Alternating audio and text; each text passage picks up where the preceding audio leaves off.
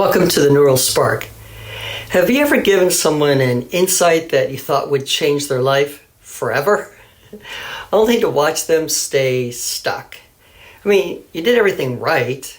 You listened before you asked questions, and then you asked powerful, helpful questions. You reflect back truth that you thought would lead to a breakthrough.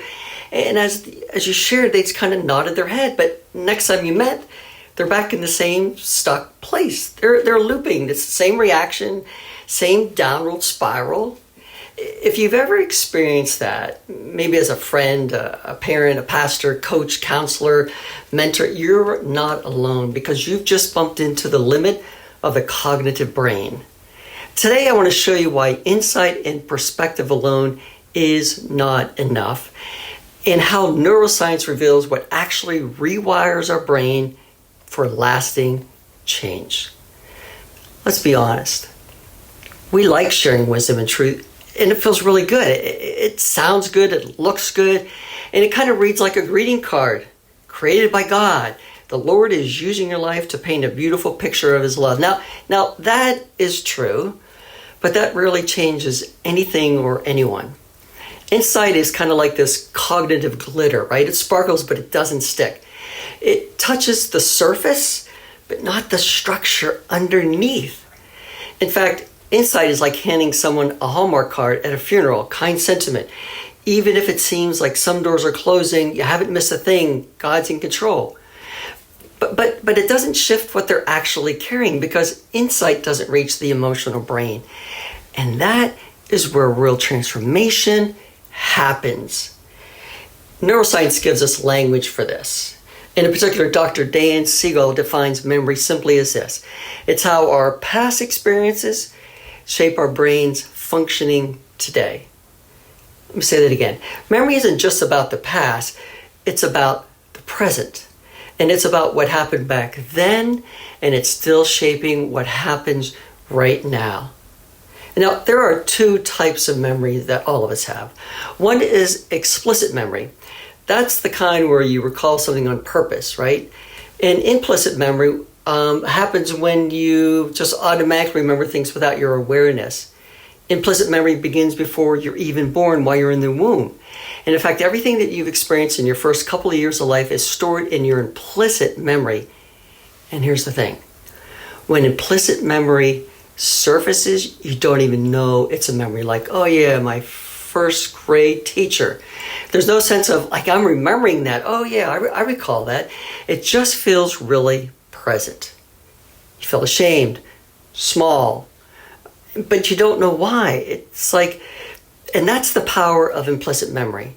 It shapes your now without ever asking for permission. It just shows up. And that is why simply offering insight or truth is like rearranging deck chairs on the Titanic. Kind of sounds good, might look good, might feel productive, but it does nothing to stop the ship from going down. Real change has to happen below the waterline, where the root of the problem lies. Let me show you what that actually looks like. Let me tell you about Jim. So Jim was in a session with his wife, Kathy, talking about some really important things, and she was a bit upset, and so she was expressing some frustration because his anxiety over the weekend kept him kind of distant and unavailable. Now, James is this strong, competent man, but at that moment, you could just see him like collapsing. And he said, I feel humiliated, like a boy, not even a man. I asked, have you ever felt that way? And all of a sudden, tears welled up, and so did this memory. He was 12. He's on the phone with his dad, who was 6 months away on deployment. And his father had shamed him for being emotional because he had just moved away from all of his friends, from his school, his church, and he was told that he was failing. His dad said something like, you're supposed to be the man of the house while I'm gone. I told you about getting, taking care of them. And it said you're nursing your stupid feelings, you're up in your room, and your family really needs that. And it lodged itself in his body, and it became part of his implicit memory. And now here we are, decades later, when his wife showed some disappointment or she was a bit upset, his brain didn't know it was 2025. It felt like he was 12 again. See, insight can't touch that, but relational safety can. This is what neuroscience teaches us. The emotional brain doesn't heal through logic or belief. It heals through relationships. They're called corrective relational experiences.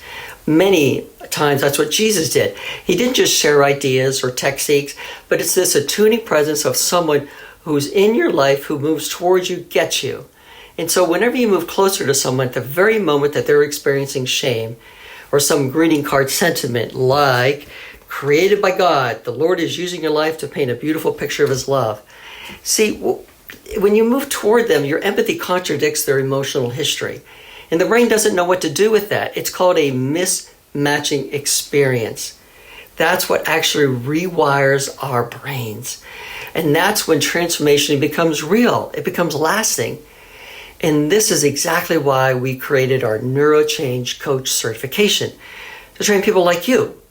Stop giving greeting card advice or offering these really brilliant, insightful suggestions.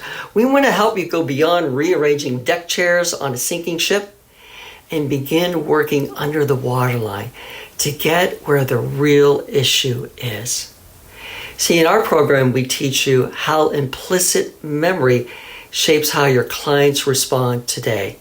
We also teach you how to use your emotional brain to connect with somebody and how to offer corrective relational experiences that leads to identity change. And so whether you're an experienced or just starting, this is work that actually changes lives. And honestly, it'll change you too.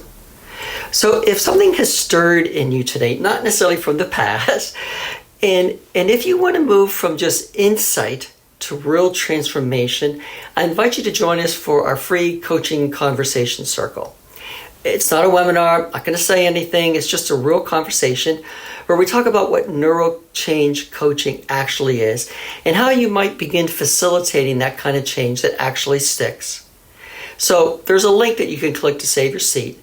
And so let's start coaching at the level where change really happens. Take care and have a great day. Bye now.